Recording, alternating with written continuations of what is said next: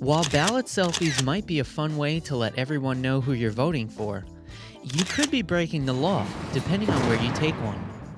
Here's a guide for taking ballot selfies. Ballot selfies are illegal in some states because of concerns over privacy and voter buying. 17 states, including Alabama, Alaska, and Florida, all have laws prohibiting ballot selfies.